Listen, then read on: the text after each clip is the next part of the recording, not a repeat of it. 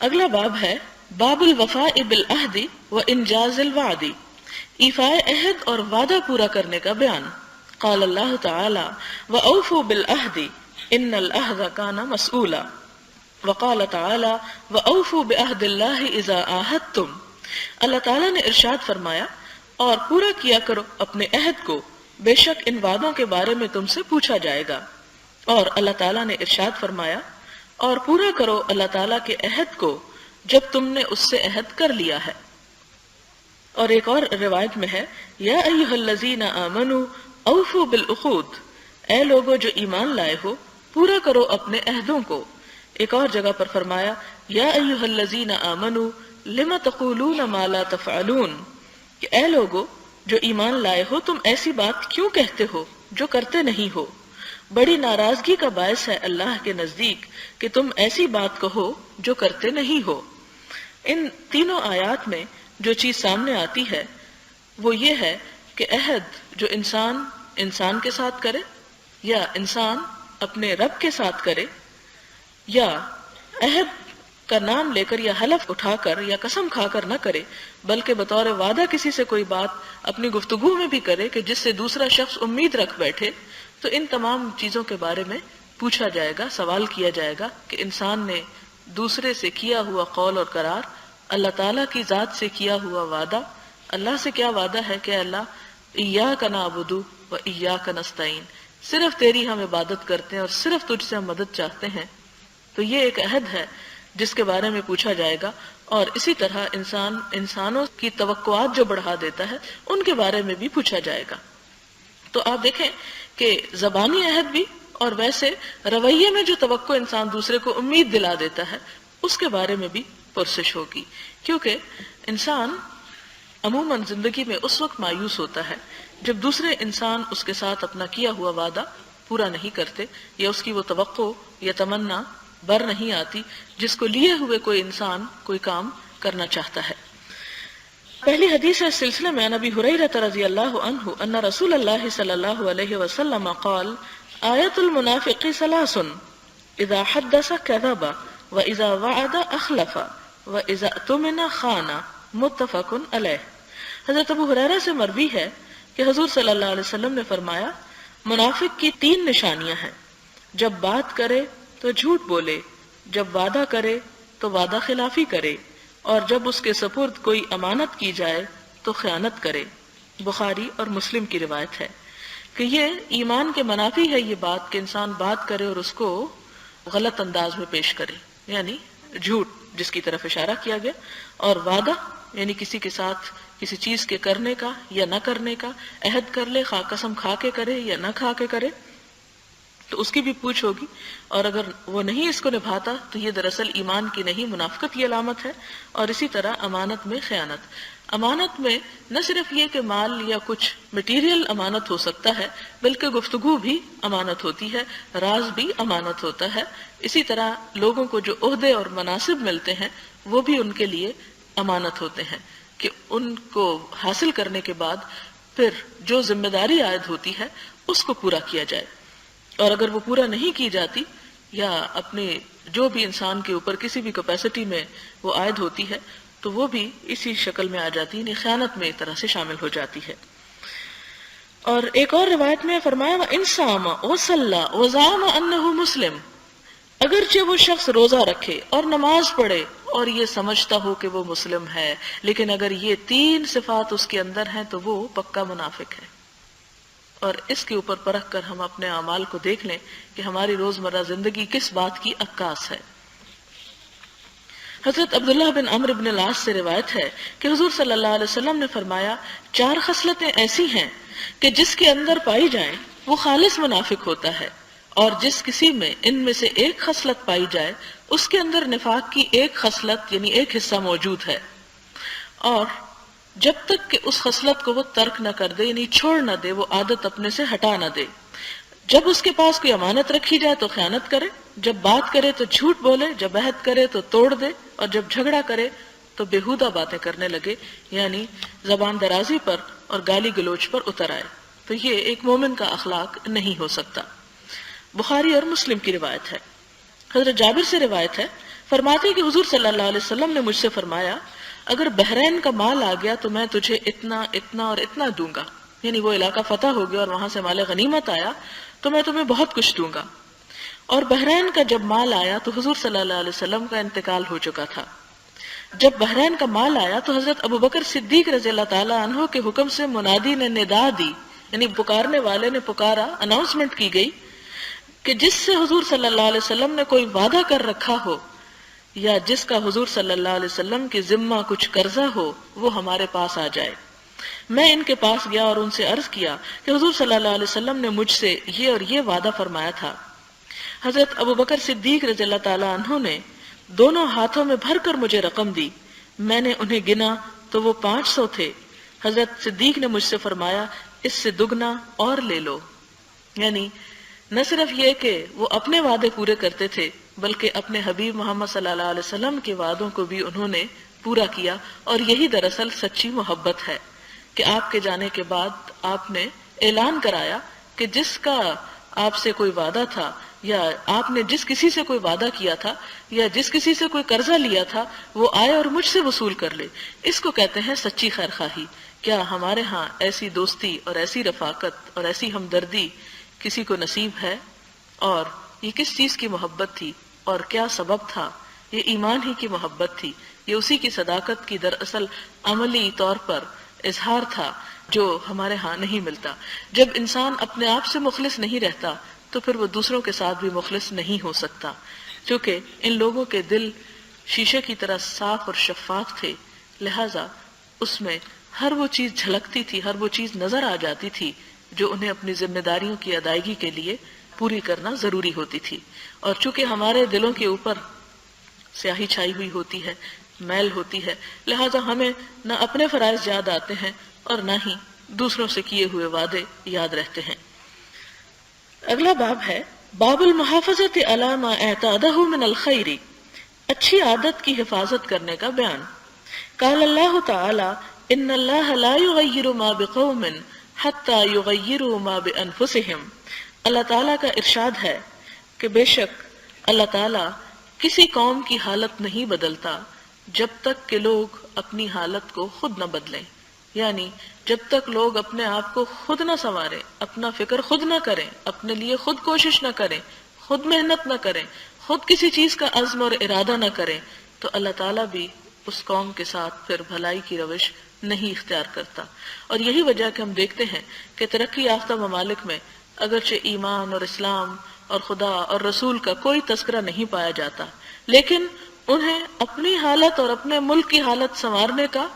جنون ہے۔ اور آپ دیکھیں کہ ان میں اکثر قوموں کے اندر حب الوطنی کا جذبہ پایا جاتا ہے، نیشنلزم پایا جاتا ہے، اپنے ملک اور اپنی ملت اور اپنے نام کی خاطر کرنے کا جذبہ پایا جاتا ہے۔ لہٰذا اللہ تعالیٰ ان کے جذبوں کی قدر و قیمت رکھتا ہے اور ان کو وہ کام کرنے کی آزادی دیتا ہے اور اس کام کو کرنے دیتا ہے جو وہ کرنا چاہتے ہیں۔ اور اگر وہ خود نہ کریں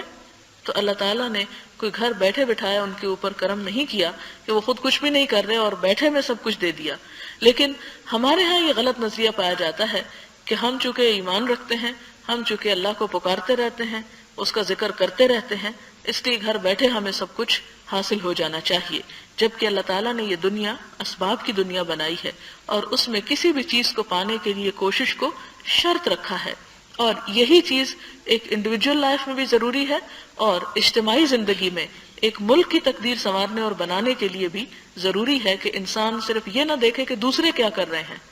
اور ایک دوسرے کو گالی گلوچ اور ایک دوسرے کے اوپر الزام تراشی کی بجائے انسان یہ دیکھے کہ وہ اپنے حصے کا فرض کتنا ادا کر رہا ہے۔ اور اگر ہر شخص اپنے حصے کا چراغ جلا دے تو اس کا ارد گرد پوری طرح روشن ہو سکتا ہے۔ اس لیے کہ آپ دیکھیں گے کہ اگر سب لوگ اپنے اپنے حصے کا چراغ جلا رہے ہیں اور آپ کے اپنے سامنے والا چراغ جو ہے وہ بجھا ہوا ہے تو ان کی روشنی جنہوں نے جلایا ان تک ہی پہنچے گی، ان کی تھوڑی بہت تو آپ تک پہنچے گی، لیکن صحیح روشنی آپ کو جب ہی ملے گی جب آپ اپنے سامنے کا اور اپنے حصے کا چراغ جلائیں گے۔ تو اللہ تعالیٰ یہاں پر بطور قوم اور بطور ایک ملت کے ہم سب کو یہ بتا رہے ہیں اس وقت تک تقدیر نہیں بدل سکتی تمہاری جب تک کہ تم اپنے اعمال کا حساب نہ لو اور اپنے لیے خود کچھ نہ کرو۔ پھر فرمایا وَلَا تَكُونُوا كَالَّتِي نَقَضَتْ غَزْلَهَا مِن بَعْدِ قُوَّةٍ أَنْكَاسًا، اور نہ ہو جاؤ اس عورت کی مانند جس نے توڑ ڈالا اپنا سوت مضبوط کاٹنے کے بعد اور اسے پارا پارا کر دیا۔ ہمارے ہاں بھی دیہاتوں میں اور عربوں کے ہاں بھی عورتیں عموماً راتوں کو سوت کاٹتی ہیں، کیونکہ شاید وہ یکسوئی کا وقت ہوتا ہے یا اور کوئی کام نہیں ہوتا، تو ایک رفتار کے ساتھ مقابلے پہ بیٹھ کے کاتا جاتا ہے، جس کو عموماً بھورے کا نام دیا جاتا ہے، ایک اصطلاحی نام ہے۔ تو مکہ میں ایک خاص عورت کی طرف اشارہ ہے جس کا دماغ خراب تھا، ساری رات وہ محنت کرتی اور جب صبح اٹھ کے وہ سوت کاتا ہوا ہوتا تو اس کو توڑ پھوڑ کے ٹکڑے ٹکڑے کر ڈالتی۔ اور آپ دیکھیں کہ وہ سوت کاتا ہوا بالکل ایسے ہوتا ہے جیسے ایک دھاگے کی تار ہو، اگر اس میں سے کچھ حصہ بھی آگے پیچھے ہو جائے تو وہ سارا کیا کرایا خراب ہو سکتا ہے۔ اور بہترین سوت وہ ہوتا ہے کہ جس میں جوڑ کم ہو۔ تو یہاں پر فرمایا کہ ان لوگوں کی طرح مت ہو کہ جو اپنے کیے پہ خود پانی پھیر دیتے ہیں، اس لیے کہ اگر انسان اپنے کیے کی خود حفاظت نہیں کرتا تو پھر اللہ تعالیٰ بھی اس شخص کی حفاظت نہیں کرتا۔ تو جس شاخ پہ بیٹھے ہو اسی کو مت کاٹو۔ اسی طرح اپنے ملک کے حوالے سے بھی یہ بات ہمارے سامنے آتی ہے کہ ہمارے ہاں افسوس کے ساتھ یہ کہنا پڑتا ہے کہ جہاں بھی چار لوگوں کی مجلس ہوتی ہے اپنے ملک کو گالیاں دینے لگ جاتے ہیں اور اپنے ہی ملک کی برائیاں کرنے لگ جاتے ہیں اور اپنے ہی ملک سے کوئی پیار اور احساس نہیں ہوتا، جبکہ دوسرے ممالک اور ان کے طور طریقوں اور ان کے طرز عمل کے ہم گرویدہ اور صدقے واری ہو رہے ہوتے ہیں۔ اور آپ نے یہ بھی دیکھا ہوگا کہ اپنے پاکستانی جو پاکستان کے اندر ہوتے ہیں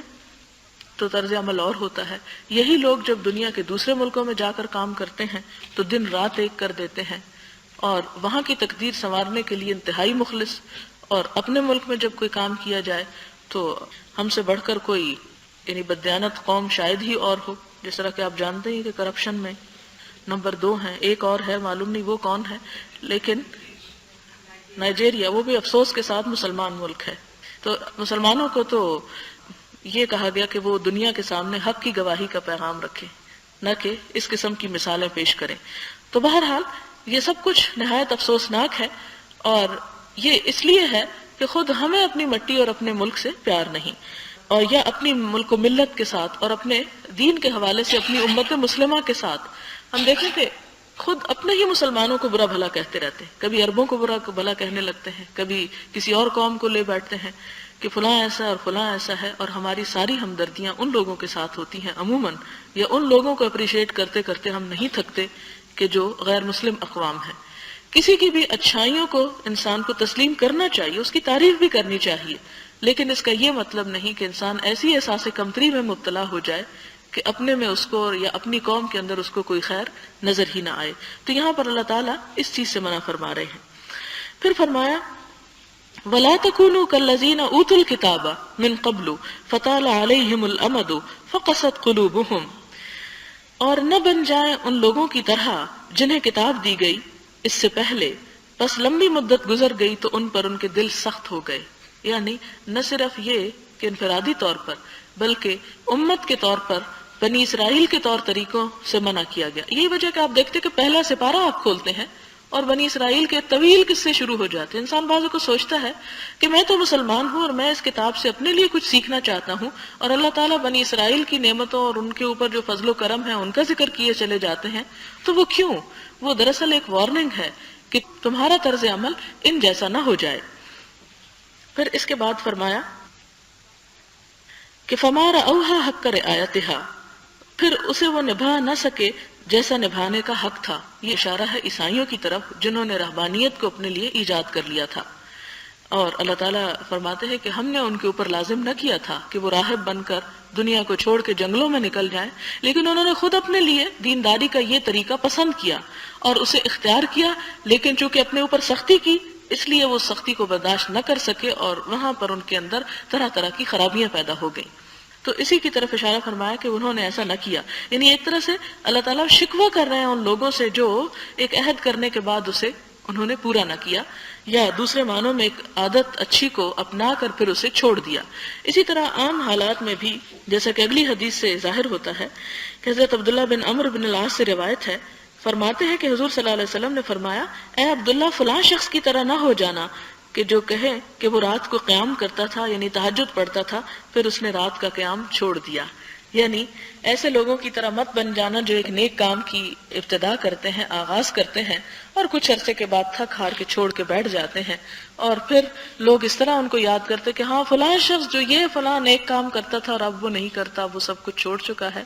تو اللہ تعالیٰ کو یہ بات جو ہے یہ بہت ناپسند ہے. اسی لیے عموماً لوگ کہتے ہیں جی کبھی کبھار تہجد نہیں پڑھنے چاہیے، اگر پڑھیں تو پھر ہر روز پڑھنے چاہیے اور یہ فرض ہو جاتے ہیں. بات یہ نہیں ہے. بات یہ ہے کہ اگر کسی دن آپ کی آنکھ کھلی ہے تو آپ پڑھ لیں، یہ سوچ کے مت چھوڑیں کہ چونکہ میں روز نہیں پڑھتا اس لیے آج بھی پڑھنا میرے لیے ممنوع ہے. ایسی بات نہیں ہے. لیکن کہا دراصل اس حدیث میں یہ جا رہا ہے کہ جب تم ایک کام کی پابندی شروع کر لو تو پھر کرتے رہو، اس کو بیچ میں نہ چھوڑو، اسے منزل مقصود تک پہنچاؤ. کیونکہ کسی اچھے راستے پہ جب انسان چلتا ہے تو وہ اللہ تعالیٰ اس انسان کو اپنے قریب کرتا جاتا ہے، اور جب انسان اس سے وہ راستہ بدل لیتا ہے، وہ چھوڑ کے کسی اور طرف چل جاتا ہے، تو اللہ تعالیٰ کو یہ بات تکلیف دیتی ہے کہ ایک بندہ جو میری طرف آ رہا تھا اور میرے قریب ہو رہا تھا وہ واپس پلٹ گیا. یہ بالکل ایسے ہی ہے کہ جیسے انسانوں میں سے کسی انسان کے ساتھ آپ کا تعلق ہو اور ایک محبت اور ایک ہمدردی جیسا، اور پھر بلا کسی وجہ کے وہ تعلق کم ہو تو پھر انسان کبھی بعد میں سوچتا ہے کہ وہ کیسا وقت تھا کہ جب تعلقات اچھے تھے اور اب نہیں ہے. تو یہ چیز انسان کے دل میں ایک حسرت پیدا کرتی ہے. تو اسی طرح نیکی کے سلسلے میں بھی کہ اللہ تعالیٰ کو یہ بات پسند ہے کہ ایک شخص جب کسی اچھے کام کا ارادہ یا نیت کرتا ہے تو پھر اس میں استقامت اختیار کرے، نہ کہ اس سے منہ موڑ لے. کیوں؟ ایسا کرنا اس اچھے کیے ہوئے کام کو بھی ضائع کر دینے کے برابر ہو جاتا ہے. اس کے بعد اگلا باب ہے باب استحباب طیب الکلام و طلاقت الوجہ عند اللقاء. عمدہ گفتگو اور وقت ملاقات خندہ پیشانی کے مستحب ہونے کا بیان. یعنی انسان جب کسی سے بات کرے تو اچھی طرح بات کرے اور مسکراتے ہوئے دوسرے سے ملے. قال اللہ تعالی واخفض جناحک للمؤمنین. اللہ تعالیٰ نے ارشاد فرمایا اور نیچے کیا کیجئے اپنے پروں کو مومنوں کے لیے. یعنی اس سے مراد کیا ہے کہ عاجزی کے ساتھ اور انکساری کے ساتھ دوسروں کے ساتھ پیش آئیے. حضور صلی اللہ علیہ وسلم کے بارے میں فرمایا وَلَوْ كُنْتَ فَظًّا غَلِيظَ الْقَلْبِ لَانفَضُّوا مِنْ حَوْلِكَ. کہ اگر آپ تند مزاج سخت دل ہوتے تو یہ لوگ آپ کے ارد گرد سے منتشر ہو جاتے، آپ کو چھوڑ کر بھاگ جاتے. لیکن آپ صلی اللہ علیہ وسلم کی خوبی یہ تھی کہ جو ایک دفعہ آپ سے مل لیتا پھر آپ کا گرویدہ ہو جاتا. اور آپ نے کئی واقعات ایسے پڑھے ہوں گے کہ بہت سے لوگ جو آپ کی جان کے دشمن تھے جب آپ سے ان کی خود ملاقات ہو جاتی براہ راست تو پھر وہ ایمان کو قبول کرنے یا اسلام کو قبول کرنے میں کوئی چیز مانے نہ رہتی. اور سوائے ابو جہل اور چند ایک اور گنی چنی مثالوں کے باقی کوئی شخص ایسا نہ رہا کہ جو آپ کی ذات سے متاثر ہوئے بغیر رہا ہو. عن عدی بن حاتم رضی اللہ عنہ قال قال رسول اللہ صلی اللہ علیہ وسلم اتقوا النار ولو بشق تمرۃ فمن لم یجد فبکلمۃ طیبۃ متفق علیہ. حضرت عدی بن حاتم رضی اللہ تعالی عنہ سے مروی ہے، فرماتے ہیں کہ حضور صلی اللہ علیہ وسلم نے فرمایا آگ سے بچو خواہ آدھی کھجور ہی کے ذریعے، اور جس کو یہ بھی نہ میسر ہو تو ایک اچھی بات ہی کے ذریعے آگ سے بچنے کی کوشش کرے. یعنی اگر انسان کے پاس مال میں سے صدقہ کرنے کو کچھ نہیں تو ایٹ لیسٹ انسان یہ تو کر سکتا ہے کہ وہ کسی کو اچھی بات کر کے خوش کر دے، کیونکہ اس پر تو انسان کا کچھ بھی نہیں خرچ آتا، کچھ بھی نہیں بگڑتا. کوئی اچھا مشورہ دینا، کوئی اچھی بھلائی کی بات بتانا، کوئی کسی کی پریشانی یا دکھ دور کرنا یا کسی غم کے وقت میں اسے دلاسا یا حوصلہ دینا، یہ بھی دراصل صدقے کی ایک قسم ہے اور انسان کے لیے باعث اجر ہے. پھر اس کے بعد آپ صلی اللہ علیہ وسلم سے مروی ہے، حضرت ابو ہریرہ نے کہتے ہیں کہ آپ نے فرمایا اچھی بات بھی صدقہ ہے. الکلمۃ الطیبۃ صدقۃ. یعنی صدقہ صرف روپیہ پیسہ خرچ کرنے کا نام نہیں بلکہ اچھی طرح بات کرنے کا نام بھی ہے.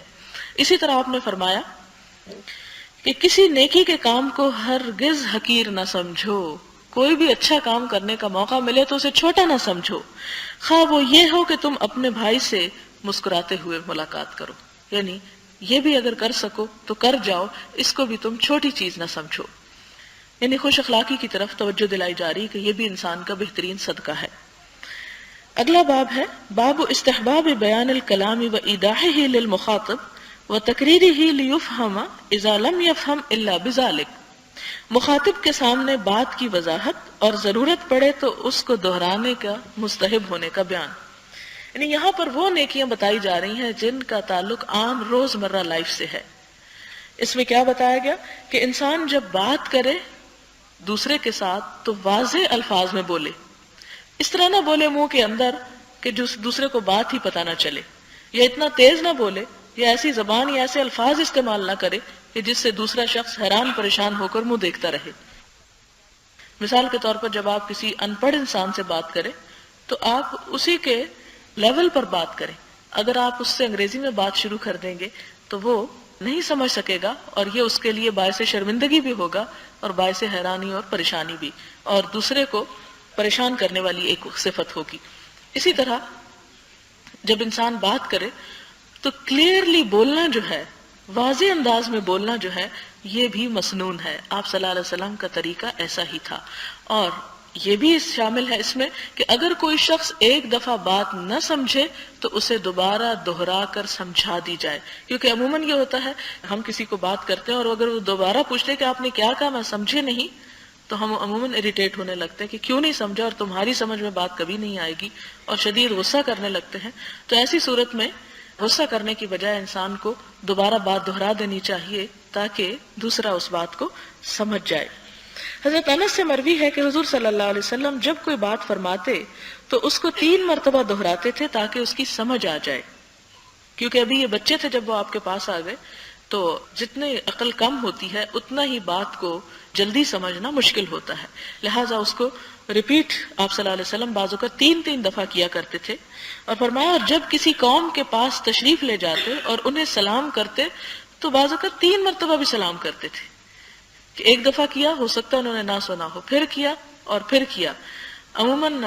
ہم ایک دفعہ بھی کرنے میں بہت بخل سے کام لیتے ہیں، اور اگر کوئی جواب نہ دے تو صرف ناراض ہوتے ہیں کہ آپ نے سلام کا جواب نہیں دیا اور تم نے سنا نہیں۔ حالانکہ مسنون یہ ہے کہ اگر ایک دفعہ آپ فیل کرے کہ دوسروں نے نہیں سنا تو دوسری دفعہ اور دوسری دفعہ بھی محسوس ہو تو تیسری دفعہ کرنے میں بھی حرج نہیں ہے۔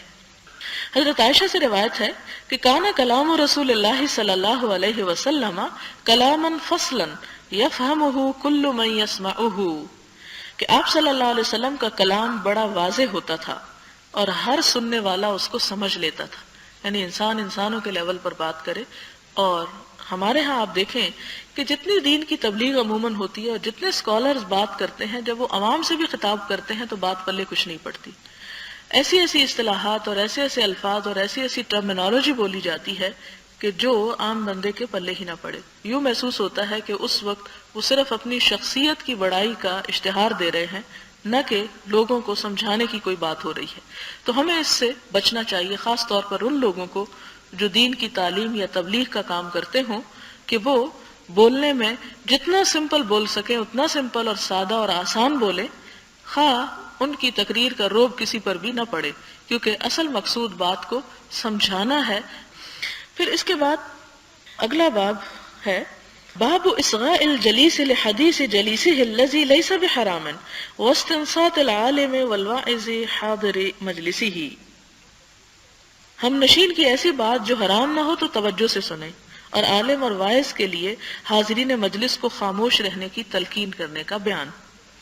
حضرت جریر بن عبداللہ سے روایت ہے کہ حجۃ الوداع کے دن حضور صلی اللہ علیہ وسلم نے مجھے فرمایا کہ لوگوں سے خاموش رہنے کے لیے کہو، کیونکہ 40,000 کا مجمع تھا، بہت زیادہ لوگ تھے اور کوئی مائکرو فون تو تھا نہیں، کوئی لاؤڈ سپیکر نہیں تھا، لہٰذا آپ نے کچھ اور لوگوں کو مقرر کیا کہ وہ لوگوں کو چپ کرائیں۔ اور پھر آپ نے فرمایا لوگوں میرے بعد کافر نہ ہو جانا، ایک دوسرے کی گردنیں مارنے لگو، یعنی مسلمان کو قتل نہ کرے، اس کا قتل جو ہے وہ کفر کے برابر ہے۔ تو اس کی طرف یہاں پر آپ نے توجہ دلائی۔ تو یہاں سے یہ کیا پتہ چلتا ہے کہ اگر کوئی شخص اچھی بات کر رہا ہو تو بے دھیانی نہیں کرنی چاہیے، توجہ سے بات کو سننا چاہیے، کیونکہ لاپرواہی کے انداز میں بات سننا اور آدھی نہ سننا یہ بد اخلاقی میں سے ہے، جیسا کہ قرآن پاک کی ایک آیت میں بھی آتا ہے وَلَا تُصَعِّرْ خَدَّكَ لِلنَّاسِ، اپنے گال کو لوگوں سے موڑو مت، یعنی منہ موڑ کے نہ بات کرو، مخاطب سے معقول طریقے میں، معروف اور بھلے طریقے میں اس کے ساتھ توجہ کے ساتھ بات کرو، کیونکہ منہ موڑنا جو ہے وہ تکبر کی علامت ہے اور اللہ تعالیٰ کو ایسا کرنا پسند نہیں۔ اور صرف اس صورت میں انسان اگنور کر سکتا ہے جب یہ دیکھے کہ دوسرا شخص غیبت کر رہا ہے یا کسی کا مذاق اڑا رہا ہے یا کسی کے اوپر الزام باندھ رہا ہے، اور انسان اپنے اندر اتنی ہمت اور طاقت نہیں پاتا کہ اسے بول کے چپ کرا دے، بھی خاموش ہو جاؤ، مت بولو ایسی بات. تو اس کا پھر حل کیا ہے کہ انسان اس بات کو اگنور کر دے اور توجہ نہ کرے، تاکہ دوسرا خود ہی محسوس کرے کہ اس شخص کی توجہ نہیں ہے اس میں. آپ دیکھیں کہ غیبت عموماً کیسے پنپتی ہے، کس طرح وہ آگے بڑھتی ہے جب سنانے والا سناتا ہے اور سننے والے اس میں دلچسپی ظاہر کرتے ہیں. کیونکہ جس بات میں دلچسپی نہ ظاہر کی جائے وہ بات سنانے والا کا مزہ کرکرا ہو جاتا ہے، اور وہ